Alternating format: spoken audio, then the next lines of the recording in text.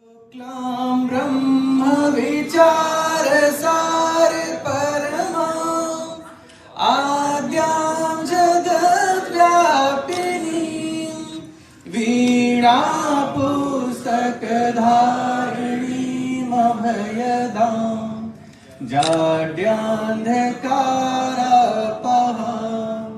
हस्ते स्फटिकमालिकां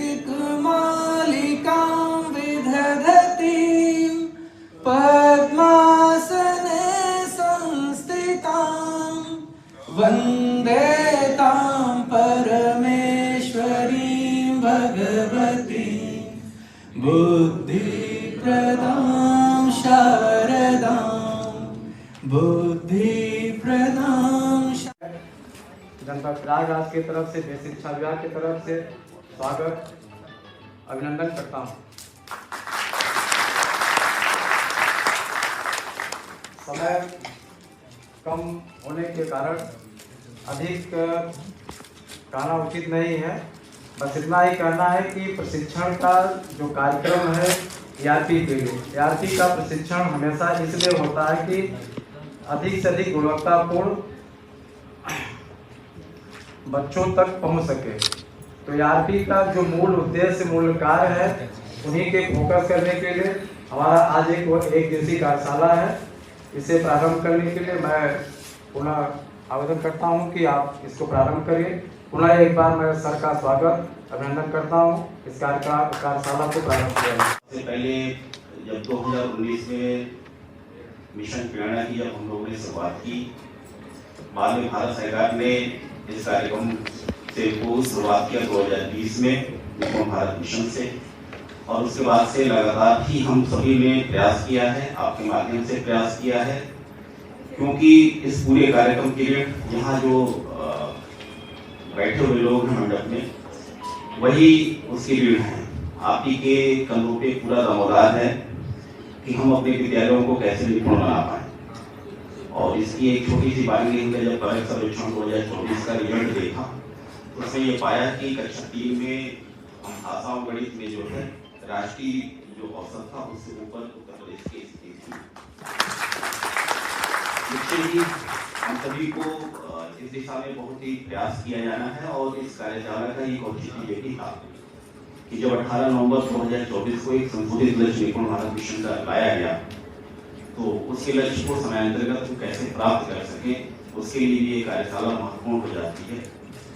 यहाँ पर हमारे जो नव चयनित ARP हैं उनका स्वागत करते हैं दोनों जनपदों के, क्योंकि ये प्रशिक्षण पहली बार तो नहीं हो रहा है। जैसे पिछली बार मंडल स्तर पर हुआ था, इस बार 2 जनपद दिए गए हैं, एक दूसरे वाराणसी मंडल का और दूसरा प्रयागराज मंडल का।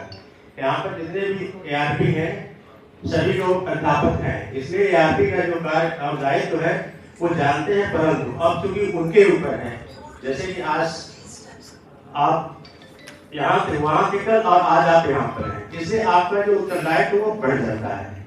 यहाँ पर जैसे ADVC जी ने कहा कि निपुण में हमारा लक्ष्य जो पिछली बार हुआ था असेसमेंट, उसमें हमने अच्छा प्रदर्शन किया है, लेकिन हम अभी उस स्तर पर नहीं पहुंचे जिससे कि हम पूरे देश में अपना प्रथम स्थान सभी कक्षाओं में और सभी विषयों में बना सके। इस अचीवमेंट को प्राप्त करने के लिए ये प्रशिक्षण दिया जा रहा है कि हमारे अंदर जो कमियां रही हैं, जो हम प्राप्त नहीं कर सके हैं, उसको इस प्रशिक्षण के माध्यम से दूर करके, और जो हमारा अगला आने वाला असेसमेंट है दिसंबर 2025 और फरवरी 2026 में हम जो है अच्छा से अच्छा जो है प्रयास करके और परिणाम ला सकें। Thank you so much sir. जी देखिए, जैसा मैंने शुरुआत में कहा, जितना इंटरैक्टिव हम रखेंगे उतनी ही बढ़िया ये कार्यशाला होगी। मैं एक तरफ से बोल के ज्यादा कुछ नहीं कर पाऊंगी, मुझे पता है इंटरेस्ट लूज हो जाएगा अगर आप लोग भी बात नहीं करेंगे, मेरा भी और आपका भी। तो हम इस सेशन को इंटरैक्टिव रखते हैं जितना हो सके। उसके बाद फिर हमने रेगुलर रिव्यू एंड मॉनिटरिंग पर फोकस किया। Regular review and monitoring NBMC portal के द्वारा, जिसमें सभी जो हमारे ARPs हैं, SRGs हैं, सभी कैडर के लिए एक लॉगिन बनाया गया, जिसमें आप अपने लेवल पे सारे जो आपके KPIs होते हैं उस पर अपने डिस्ट्रिक्ट, अपने ब्लॉक, अपने विद्यालयों की परफॉर्मेंस देख सकें। 2022 में ऑफलाइन टीचर ट्रेनिंग हुई क्योंकि कोविड खत्म हो गया था, तो सब कुछ वापस ग्राउंड पर आने लगा, ऑफलाइन टीचर ट्रेनिंग हुई, मेंटर्स ने विजिट्स चालू की और हमारे निपुण लक्ष्य ऐप और प्रेरणा पोर्टल लॉन्च हुए। निपुण लक्ष्य ऐप के माध्यम से बच्चों शाला का हाँ जी Good morning to all of you. What I can make is that, ma'am, whatever tools are given to us by the department, we as an ARP, how we can implement all those tools with 100% efficiency to achieve our target. जी बिल्कुल। सो आप सभी को इस चीज़ की जानकारी कि निपुण Bharat mission के अंदर अभी हम लोग क्या कर रहे हैं। आप सभी शिक्षक रह चुके हैं, शिक्षक से अभी आप ARPs बने हैं, तो आप सभी को बेहतर जानकारी है। पर अभी इस जो हमारा एकेडमिक ईयर है उसमें हमारी प्रायोरिटीज़ क्या रहेंगी वो आज हम डिस्कस करेंगे और उसमें आपकी भूमिका क्या रहेगी एक विद्यालय को निपुण बनाने में, वो हम डिस्कस करेंगे। उससे पहले मैं कुछ चीज़ें आप लोगों के साथ शेयर करना चाहूँगी इस कार्यशाला के लिए जो बहुत ज़रूरी है। आप लोगों का सहयोग इस कार्यशाला के लिए बहुत ज़रूरी है। मैं एक तरफा बात करके इस कार्यशाला को नहीं चलाना चाहती। मैं चाहूँगी कि ये जो कार्यशाला है बहुत ही इंटरैक्टिव रहे, आप लोगों से मैं बात कर सकूँ, आप अपने इनपुट्स दे सकें। इनपुट्स उस तरीके से कि जब मैं आपसे कुछ पूछ रही हूँ तो आप मुझे बता सकें, उसके बारे में डिस्कशन कर सकें। जो भी आपकी समस्याएं हैं, प्रश्न हैं, वो आप नोट करके रखें अभी, या फिर जो साइड में चार्ट्स लगे हुए हैं दोनों तरफ वहाँ लिखें। अभी नहीं, लंच ब्रेक जब होगा या जो हम टी ब्रेक करेंगे उस समय, तब आप यहाँ पर अपनी समस्याएं लिख सकें। दूसरी चीज़, ये जो कार्यशाला है आज समस्याएं डिस्कशन के लिए नहीं है। ऐसा होता है कि जब कहाँ विद्यालय में कौन सा जो है कितना निपुण लक्ष्य जो है प्रयोग किया जा रहा है, कितना असेसमेंट हो रहा है, उसके आधार पर हम कैसे टारगेट कर सकते हैं, कैसे विद्यालयों का सिलेक्शन कर सकते हैं। जो है जैसे जो 10 ARP के विद्यालय हैं, तो इसमें जो है थोड़ा सा सीख मिली। हम नए हैं ARP जैसे जो है जैसे अभी जो है PTM का भी प्रोविजन है, तो PTM में आप इस बात को रखते क्यों नहीं? आप शिक्षा के महत्व को रेखांकित क्यों नहीं करते? तो PTM में सर अभिभावकों की काफ़ी सुविधा है। तो हम लोग जाते हैं, अभिभावकों को बुलाते हैं, लेकिन उन लोगों का है कि क्या विद्यालय से कुछ सुविधा उनका नहीं है, इस चक्कर में लोग जो है इसलिए आते नहीं हैं। पहले आपके सहयोग, आप पहले आपके शिक्षा में जानते हैं, आपके सहयोग से ही मैं कुछ कर सकता हूँ। इसलिए आप सबसे जरूरी है मेरे लिए, और डरने की कोई जरूरत नहीं है। हम ARP हैं, कोई राक्षस या भस्मासुर नहीं है। हम भी शिक्षक थे, अभी एक पद मिला है, इसका निर्वहन करने के बाद पूरा शिक्षक होंगे। बिल्कुल डरने की जरूरत है।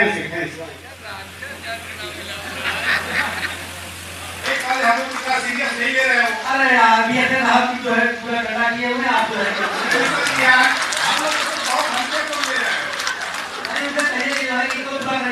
प्राथमिकता के तौर पे निर्धारण वाला काम जो है प्राथमिकता के तौर पर होना चाहिए।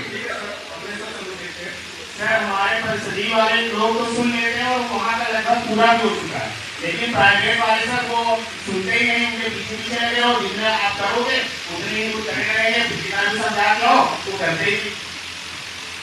जितने नंबर की अभी क्या सबके ऐप में आंगनबाड़ी की क्वेश्चन तो पाने लगे हैं ना, और लोग क्या कर रहे हैं?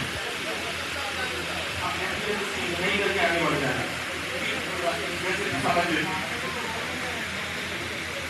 अभी हम लोग नए बच्चों को बुनियादी दक्षताएं प्राप्त कराते हुए प्रत्येक विद्यालय को निपुण विद्यालय के रूप में विकसित करूंगा और सभी सहभागियों को इस कार्य हेतु निरंतर प्रेरित करूंगा। मैं अपने ब्लॉक को निपुण ब्लॉक, जनपद को निपुण जनपद तथा प्रदेश को निपुण प्रदेश के रूप में विकसित करने के लिए समर्पित भाव से अपना पूर्ण योगदान दूंगा। जय हिंद, जय शिक्षा। अंतिम निचोड़ को मिला के बनी है कि करना हमें ही है। और हमें एक बात कार्यशाला की बहुत अच्छी लगी कि हमें समाधान का हिस्सा बनना है। मैं धन्यवाद देता हूँ हमारी जो राज्य कार्यालय से टीम है उनका, अपने जनपद के सभी सहयोगियों का, और इस कार्यशाला के आयोजन में हमारे जनपद के जो जिला संगठन प्रशिक्षण है, रेणु सिंह जी का, हमारे गौरव के जिला संगठन प्रशिक्षण है, हमारे प्रशिक्षण अधिकारी मुख्यालय साहब, बहुत सारे पंचायत और बहुत सारे लोग जिन्होंने इस कार्यशाला को बहुत कम समय में आपकी योग्य बनाने में अपना योगदान दिया है, मैं उन सभी का आभारी हूँ। हमारे पीछे बहुत सारे टेक्निकल टीम है, प्रसाद जी आपके साथ पूरे दिन जुड़े रहे, इनकी योग्यता, इनकी विशेषज्ञता को आपने देखा होगा, पता होगा। ये हमारे साथ भी रहे और आज भी एक अघोषित मेंटर के रूप में हमारे जरूरत में काम कर रहे हैं। हमारे साथ अंजलि शुक्ला जी,